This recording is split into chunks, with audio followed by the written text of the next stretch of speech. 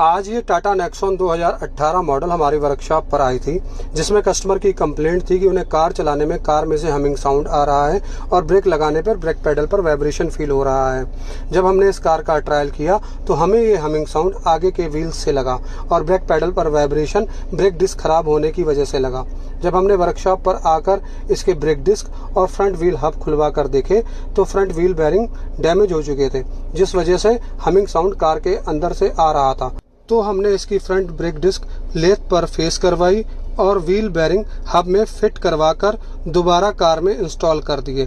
जब फिर हमने इसका ट्रायल लिया तो ये प्रॉब्लम जा चुकी थी। इस तरीके की वीडियोस देखने के लिए हमें फॉलो करें। Thank you.